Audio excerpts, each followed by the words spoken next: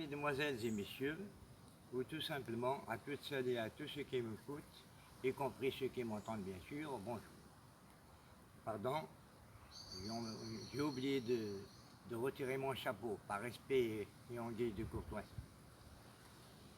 Avant tout, je tiens à présenter mes sincères remerciements et compliments à ceux ayant partagé mes vidéos, car après tout, la culture est comme le beurre, moins on en a, plus on l'étale. Une chose est néanmoins certaine, tout ce que j'ai à vous dire en éducation avec mes connaissances relève premièrement de l'époque où notre dénominateur commun était le Qanun, qui nous regroupait en univers et autour duquel nos parents nous racontaient des fables, des contes, des histoires, etc. Non seulement pour nous cultiver, mais surtout pour nous faire oublier la faim. Deuxièmement, de ce que l'école de la vie m'a appris. Troisièmement, de ce que j'ai recueilli sur le chemin de ceux qui nous ont précédés, dont ces derniers n'ont rien laissé au hasard que l'on puisse dire aujourd'hui, à l'exception de la science, de la technologie, de la science en particulier, qui ne cesse de progresser, car après tout, la science est la clé qui mène vers la voie de Dieu, à qui appartient l'équité et la loyauté.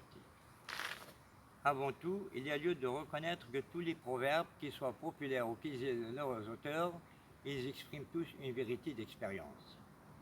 On dit que la vie est comme un monde que l'on cherche quand on ne l'a pas et qu'on ne voit pas quand on l'a. Donc c'est une succession de désirs. Tant qu'on en désire, c'est qu'on n'est pas satisfait. Alors le meilleur de tous est celui qui se contente de ce qu'il a et de ce qu'il a gagné à la sueur de son front. Le plus heureux est celui qui a épousé une bonne compagne, je préfère dire sa moitié, avec laquelle il vit en harmonie.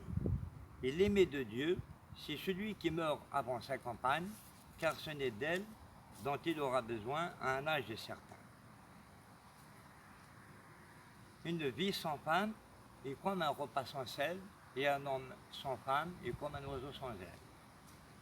Quelqu'un a dit, je ne sais pas qui, à ceux qui ne voient pas s'accomplir leur idéal, dites-leur qu'un œil rouge a fleuri au Portugal.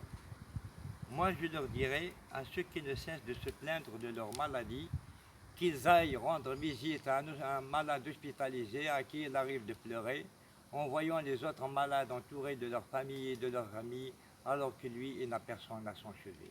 Et ce cas, je l'ai vécu personnellement, il fut un temps. Bien sûr, Dieu est toujours présent auprès d'un malade et il ne reste jamais indifférent à l'égard de celui qui l'invoque en pleurant. Car il y a lieu de reconnaître que la force des larmes est souvent plus forte que celle des armes. Quelqu'un a dit, je ne sais pas encore qui, l'homme est un apprenti, la douleur est son maître, nul ne se connaît tant qu'il n'a pas souffert.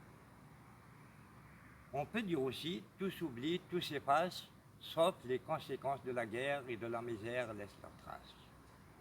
C'est ici que prend fin mon premier aperçu.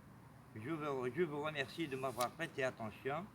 Dans l'espoir de m'avoir fait comprendre et d'être compris, je vous dis à bientôt pour le second aperçu et entrée aux valeurs qui nous unissent et auxquelles nos aïeux ont accordé une très haute importance et qui ne sont autres que la terre, la femme et la parole. Mais rappelez-moi de vous parler du ventre aussi, au cas où j'oublie. C'est ici que je vous dirai au revoir, à la semaine prochaine.